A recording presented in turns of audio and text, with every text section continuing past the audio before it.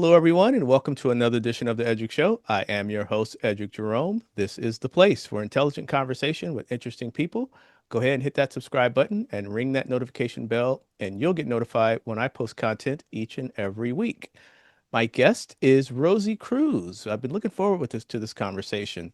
Rosie is an accomplished actor, producer, and she excels in creative business development and marketing strategy. For over a decade, Rosie has been a respected independent film producer and business strategist, known for her ability to build and lead collaborative teams. She is a dedicated advocate for youth empowerment, serving on the boards of organizations like letsbebigger.org and the Sankofa Global Project, bringing arts education to underserved communities. From her roots in theater arts at San Jose State University to honing her craft at prestigious institutions like Warner Loughlin Studios and Second City Improv, Rosie's journey has been nothing short of dynamic. Rosie, welcome to the show. Oh, thank you. That sounded so official. You are official. You absolutely are. You absolutely are. And like I said, I've been looking forward to having a conversation since we met at the 30th anniversary of the Sacramento Film Festival. Shout out to Martin Anaya and his team. It was a great event. Love Sacramento Film Festival. But so let's get into it. Let's start at the beginning. Where'd you grow up, and where did you spend your formative years? Oh my gosh, where I grew up. I'm an Army brat. My dad was in the Army, and he met my mom in Korea where he was stationed, and the rest is history. But he didn't retire until I was probably a senior in high school, which ended up in San Jose. So that's how I ended up in the Bay Area. Actually, he grew up in the Bay Area, and so my grandparents are both in Santa Clara and in Union City. And so we're always navigating between the two. He loved Monterey because he was stationed in Monterey. So, we just, it was natural to end up here. That's how I ended up at San Jose State. Um, and and I never really left, like I never went to LA to pursue a career like most. I stayed in the Bay Area, found my way and navigated through industrial as an actress and commercials um and I started a young family, I met my husband, and he's a born and raised San Franciscan. It was really hard to uproot him and get him down to the peninsula where the sun shines. And that's why I stay here. And I'm always a big advocate for creatives in the Bay Area, in the Silicon Valley area. I'm the only producer usually in the room of like all these tech entrepreneurs. And and so I find it very fun to navigate, and surprisingly, I know more tech than I thought I knew, going through 2020. But it's all Absolutely. because I live here, and it is a wonderful bubble to be in. So anyway, that's long story short. No. Well, let's talk about your tenure at San Jose State. You majored in theater arts. What was that experience like, and what drew you into theater arts, particularly at San Jose State? Well, I was always into theater and music in high school, but I didn't start off as a major of theater arts. I actually started off as an engineering major.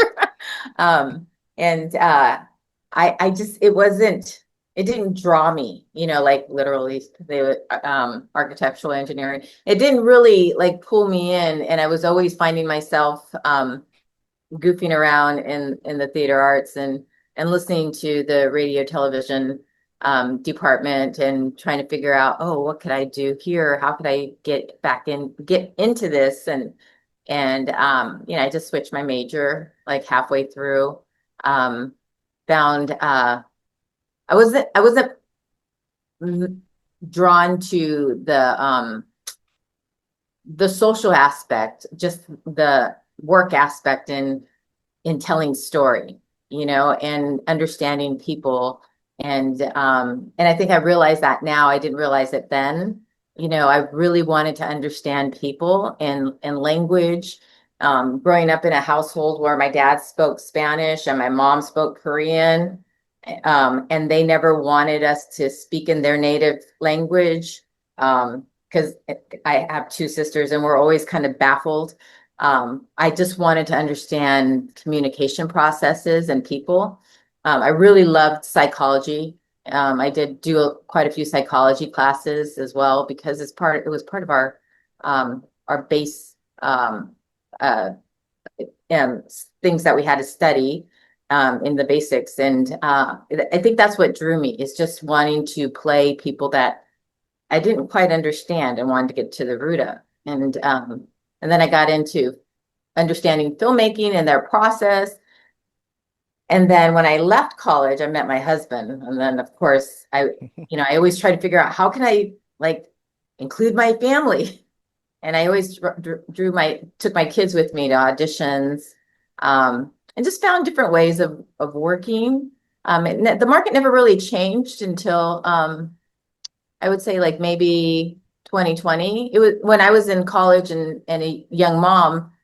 The entertainment industry was all over California. We had a lot of big feature films in San Francisco, a lot of independent films. It was really a great place to be. And then it disappeared in the year, probably closer to 2000, somewhere around there. And then, tech took over. Silicon Valley became a household name. Um, I should have gotten that engineer degree. Um, but I started to just hang out with a bunch of, different entrepreneurs and getting to know what they do. And, I didn't think that I loved business as much as I do now. I just found it very interesting and there's a lot of psychology behind it. And I think that's probably what drew me in.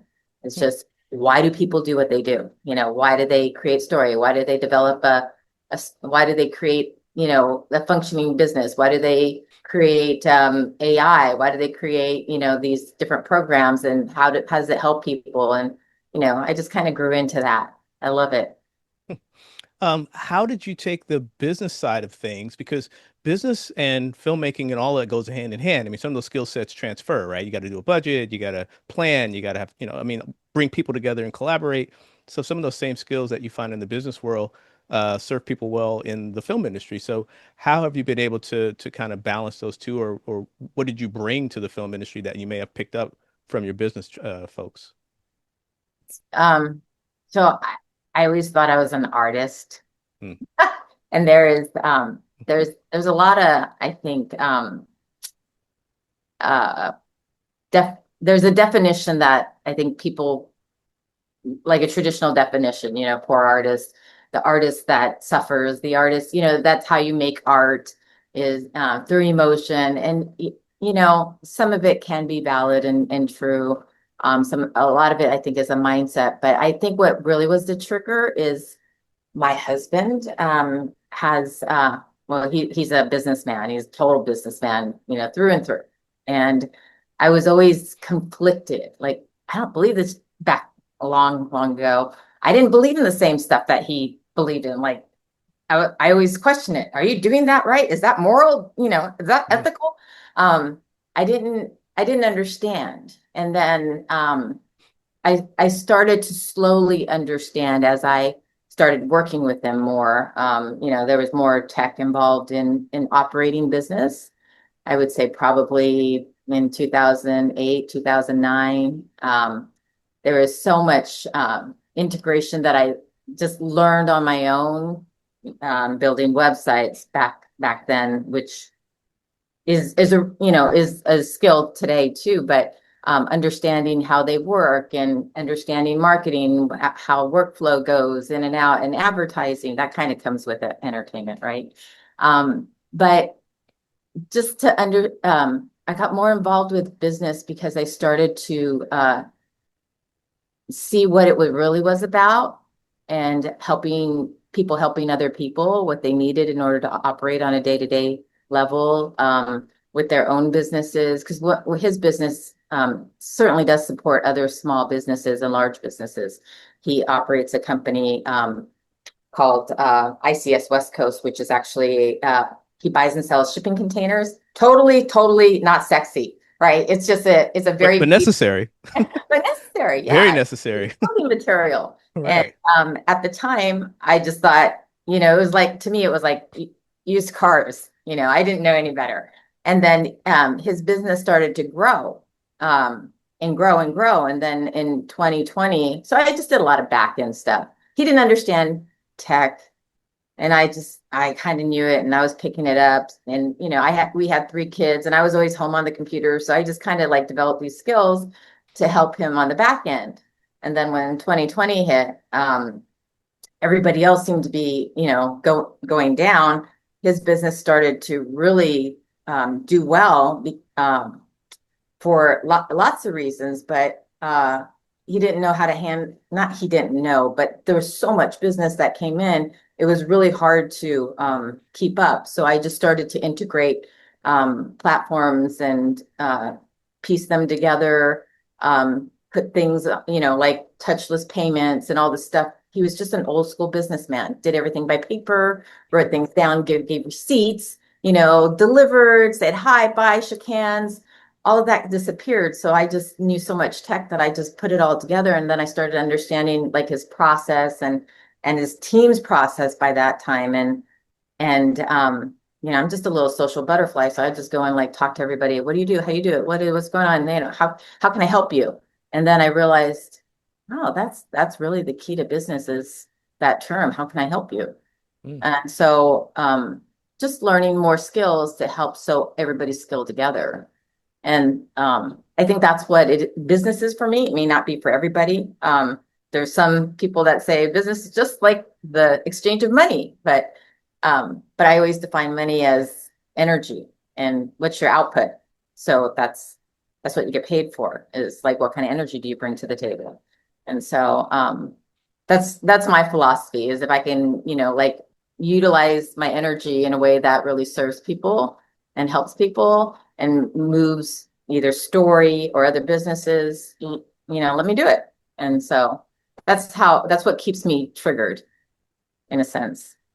So You also have quite a bit of experience in front of the camera. You have the business background behind the camera, so to speak, but you have experience in front of the camera, being a former model, an actor. What are some of the things, and you said you've taken some psychology classes, so what are some of the things you've learned maybe about yourself when you're playing a character, or maybe some aha moments when you're in front of the camera and maybe there's something you kind of like, oh yeah, I didn't know I liked that, or I didn't know I felt that way about a thing. wow. I I think now I understand it better than I did when I first got into it. And kind of just going back to how I grew up, um, I I think it was just being able to communicate and working as an actress and as a model.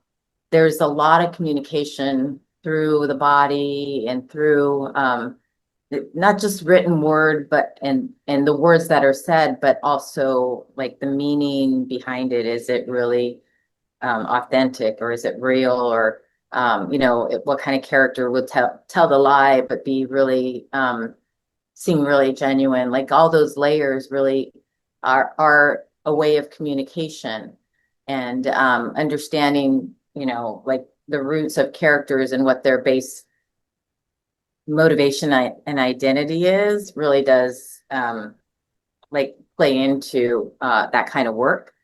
And so, and it works well in business because then you can really understand what people really need, even if they're not saying it up front. It's helpful in a lot of different areas of life. And so I hear people, parents that my kids, other parents in like my kids' class, whose kids wanted to grow up to, work on stage and in Broadway or be in commercials or TV. They cringe because they don't think that there's a future in it. And the truth is, the skills of being and learning acting is all communication based. So human communication. So it's not like those skills won't be utilized in areas of life and throughout their lives. I think it's very important. When we're kids, young kids, we learn through play. And if we can learn to play, we can learn to, follow through with our emotion. And that's really essential. That's like a big part of being human. So not to cap it. But yeah, so I hope I answered the You question. did. You did. Okay. You did. You Yeah. did. Um, Let me ask you now about some of the things you've done that you've been rewarded for and awarded for. Tell me about your award-winning the Hush the series. What was the inspiration behind that project and how did that all come about? That was a long time ago. I actually love the idea still, but you know, um, it actually was inspired by a bunch of stories from people who were at the time developing the cannabis Hmm. industry, and it wasn't legal at the time. And my husband, who he just delivered containers, and people would grow stuff, hydroponics. Hmm. And and so he would come home with stories. Oh, this gal, you know, had been taking this formula for a long time, and da da da, and she's doing really well. And all these different, I would gain these stories from different people in the industry who are very passionate about growing cannabis in Northern California. And um, it made me realize some of the defaults in our medical Hmm. industry, Hmm. and of course the food industry. And it opened my eyes to what could be, so I started learning more about herbal remedies, being more holistically driven as an individual, and how to feed my own family and look at ailments as something that we could treat on our own. And so at the same time, I learned our one of our children had Lyme disease. I had no idea what that was. And then Hmm. when I learned about it, she was really, really young. That happened simultaneously with developing this project and these ideas and bringing them together.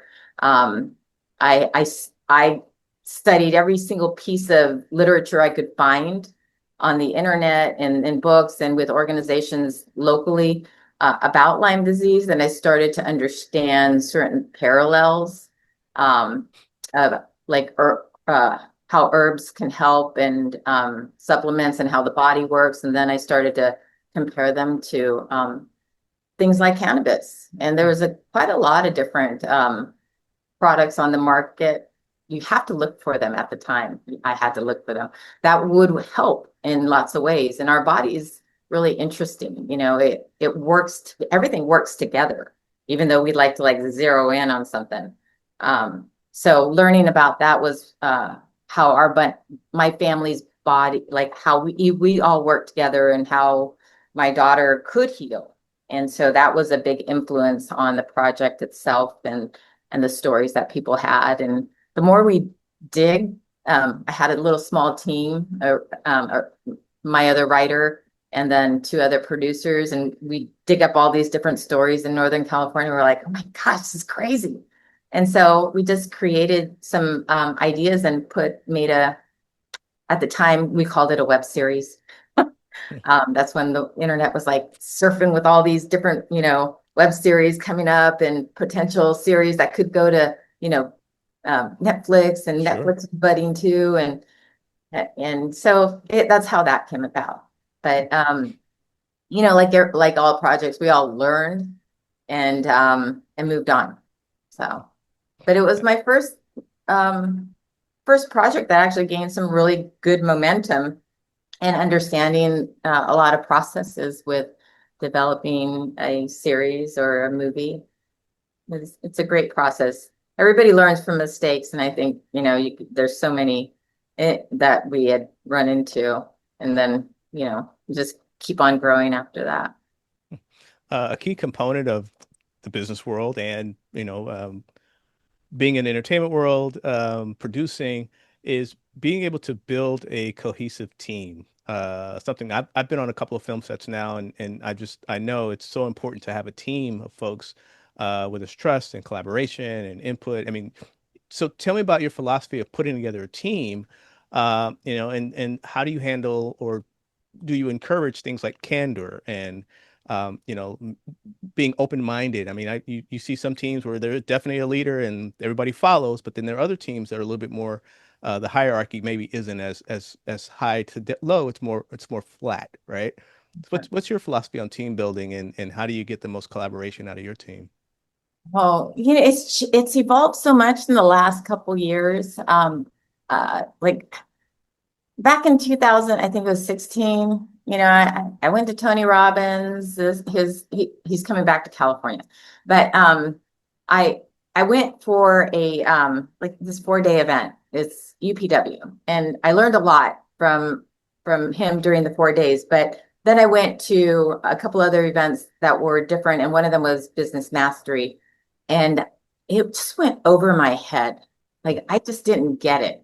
And I thought I knew a lot, but what I really didn't understand was team building. I thought if you just plug in people that know what they're doing, and in film and television, since it's so project based, it's a very limited time. I would call it limited partners, right? Mm, Um, and you just get something done and you move on.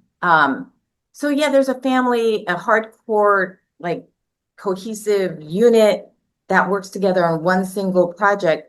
But I always found it almost like pieced together. It never really seemed to be like there was always something missing. And I think in probably the last couple of years, after being able to work with a bunch of different entrepreneurs and business leaders and um, and just being further out in the world and actually having the technology to really connect with all these different people, I understand that team building is really to have a focus, a unified focus, and to understand everybody's like emotional motivation.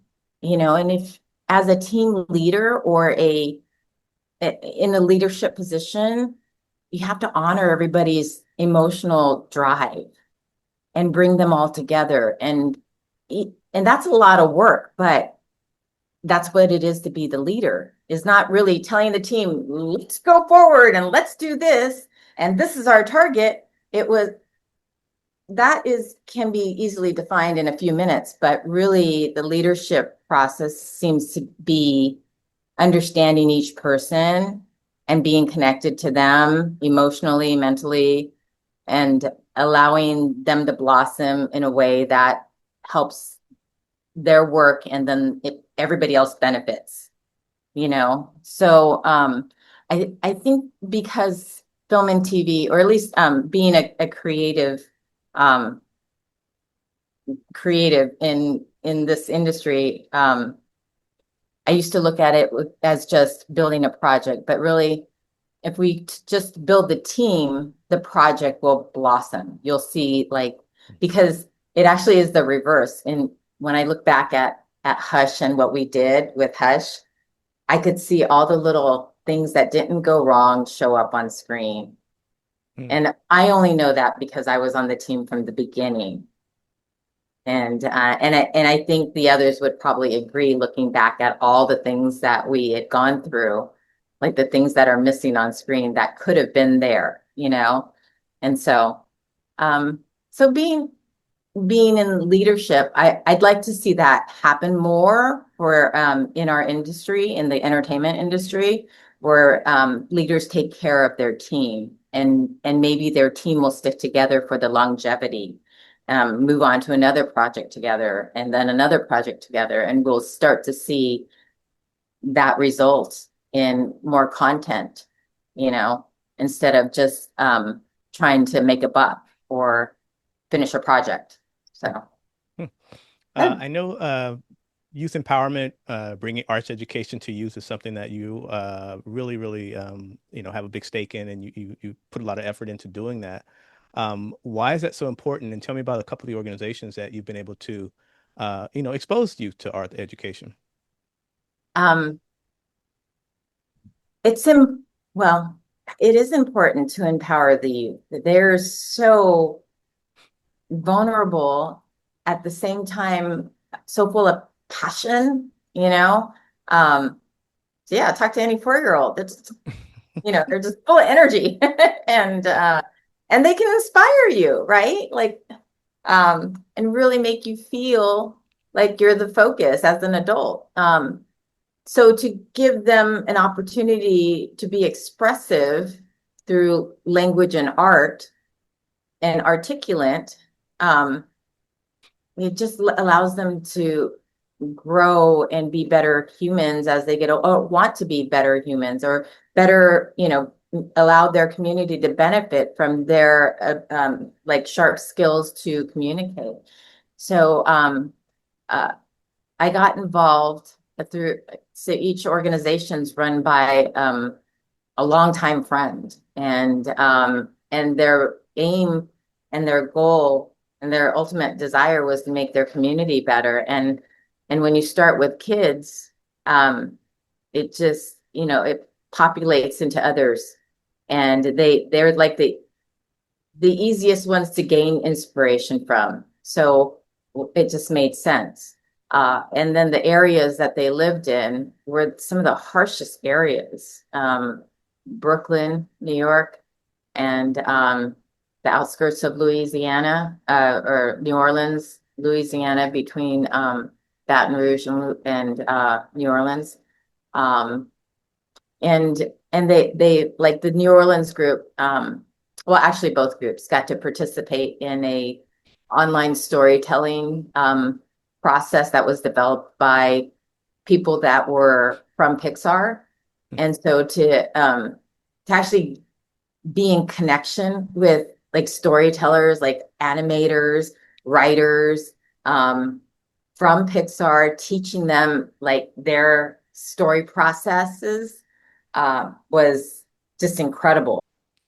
So there's one of the groups in Louisiana, on the outskirts of New Orleans. We had parents that were just in shock at the fact that they were participating with an organization that had a lot of teachers that were former animators with Pixar, and story writers and colorists that explained their own processes on how to develop story. Now they could carry it from short story to long form story. Just the fact that they were involved with former Pixar creators was just like something that they really couldn't, that they're just shocked about. And one parent cried and was so thankful that that her daughter was so excited about this. And then the project that they all made these 3 to 4 minute short stories through animation. I participated with them just so that I knew what was going on, and I knew that if they could understand it and I could understand it, we could have a brainstorming if somebody was stuck or falling behind. I got no feedback. They all took off on their own, did their own animated story, published it. It was amazing to have 100% participation and not a blink from, like no one had a problem.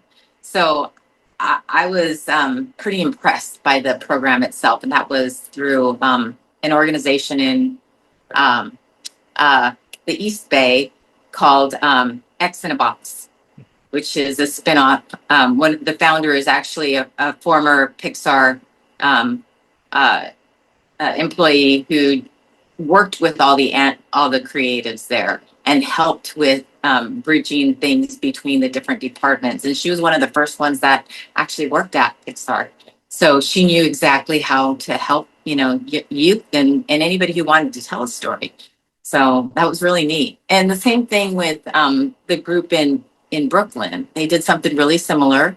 And they are still working with that organization, X in a Box. So, and that's been a couple of years now. So it's really, really neat to see that blossom and to see the kids actually figuring out what they can do with their future when they didn't have a clue like years ago, So So just being the connector and being available for others and helping them, that's that's really memorable and heartwarming for me. And I learned how to make an animated story, all by myself. Well, I was going to get to my next question, but let me just stop you there because one, there's an entire generation of kids now where Pixar is like Disney was for us, right? I mean, they don't remember the world before Pixar, and Pixar has had such an influence with all the movies they've done over the years, and a lot of that is related to technology, and that's kind of where I was going to go because you mentioned these kids now and yourself. How are I know you're down in Silicon Valley, you're in the tech capital of the world. But how has technology influenced the way you approach things like being creative? And are you one of those who embraces it, or are you someone who has maybe come to it reluctantly? I think in the beginning, I was like everybody else. I was a little reluctant. I think of like Terminator, and we're all gonna die. um, and it's funny because like some things happen here and there, and I think, oh my gosh, it's the start of the world ending, but it's just a joke now more than anything. But it can't, and not knowing is scary, and I think that's the like you have to identify if you're scared of something, what is it? And there's only like some core fears that really exist with everybody. And so when there's this like surge of fear that the world is coming to an end because AI is going to take over, it, it's because it's the unknown. I, I really believe that it's that reason, and not having more uncertainty than certainty is the basis of fear. Because we're kind of in this uncertain world. We've been in this uncertain world for a long time, for like 5 years. And so, there's always something new that's coming. It's coming up so fast we can barely ground ourselves, and that's why. At least that's my understanding. But I just decided, I probably should look at it before I make a judgment and see how functional is it and what is the fear behind it. And so, like I guess the AI is like the easiest thing to just kind of talk about is yeah, I started to at first it's like, oh yeah, I tested it out, and there's like a group of friends that, oh yeah, I did this and I got this result, or I put this into chat GPT and I got this result. And I'm like, oh, okay. And everybody has that, oh no, it's like cheating on what? Um, so I utilize it more, like a lot of different programs and understanding what's the difference between, large language learning versus the AI agents. Okay, so now they're diversifying. Now we're understanding little bits and bits, and they're starting to isolate what things do what. Okay, so it's really is helpful. And then I hear about people saying, "Oh, it's like my best friend." Really? How is it like your best friend? Um, Now that's scary. That's I'm scary. like, does that mean you're not going to talk to the rest of us? Like, what's going on? But no, I utilize a lot more technology than I ever have. And it gets a lot of stuff done. Doesn't mean that I have a lot more time. I just find myself doing a lot more, you know. Some of it has alleviated the stress of certain things that I've done. Um, but, it all does come down to how I utilize it. There's no real instruction. There's some instructions, but but it becomes an art, right? So just to utilize the technology that's available becomes an art. Heck, I don't even think I know a fraction of what's out there for reals. And I'm in Silicon Valley, Mm. right? I remember there was a time where I would go to all these hackathons just to see what's coming out on the horizon. And I was always impressed, and I felt like, wow, this is such a great bubble. I don't want to ever leave. And then I'd go to like Nevada and they don't have video conferencing. I'm like, what the fuck? Oh, That's like all I right. can't Zoom with somebody, or because I knew Zoom before we all started utilizing it, in 2020, and WebEx, and I used everything I could back in 2000, like 12 and 11. People remember me trying to gather little group and trying to host like a teaching session with an acting coach in LA and San Francisco, and having my group in San Francisco and trying to figure out, well, how do I patch them all in? So I was always using technology, but things I just didn't know what was available. And there's still a lot of things that I don't know what's available, but it's probably out there, seeing. That's why you spoke to one of my longtime friends, and Yes. I work with her on marketing her company. Shout out to O. Yeah, shout out to the Ozone. She's an impressive person. And to see her evolve her technology, I got a kick out of. And so I practically begged her, let me come on board, because just to see her engineer AI, AR, and story together was just, to me, outstanding. And I've seen a lot of things. So when I got to play with some of with her program, my brain just started to like snowball. Oh, this could work. This could work. This could work. How can we do this? How can we integrate? How can we put this into advertising? How can we do this and this and this and this? And it's the rules to Silicon Valley apply still. You still have to create like all these things like a pitch deck and a elevator pitch, and but my mind is constantly working because I'm so attached to the technology. But anyway, I love seeing new stuff come out. So just being here, there's always a pitch session somewhere every night of the week. There's always a hackathon like every weekend. If people don't know what a hackathon is, it's like a competition in a certain amount of time. How many, like, any engineer or developer can put themselves in this sort of competition where they're given certain rules, like the 48-hour film festival. If you want to make a film, you have 4 rules. Those 4 rules apply. You got 48 hours to go make a finished film and submit it by the deadline to the minute. So it's the same thing, but some of the things that come out of there are just wow, wow, incredible. So, and I feel like I'm on a different planet sometimes when I go to them, but it's neat. But that's what you get being, in Silicon Valley. Absolutely.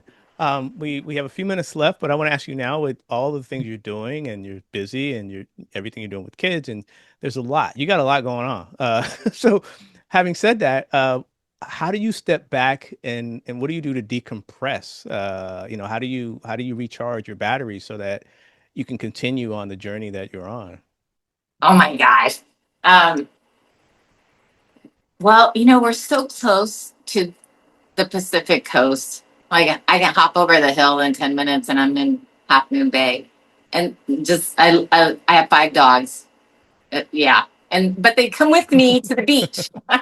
Now, look, okay, you got to let me know now. Are they big dogs, little dogs, a mixture of breeds, Oh, or? they're little. They're like Okay. this. They're all well, except for one. We have an American Eskimo. She's about 35 pounds. But she thinks she's a little girl. So they all get in the car and we take them to the beach and we run around. But I love hiking. I just love the area.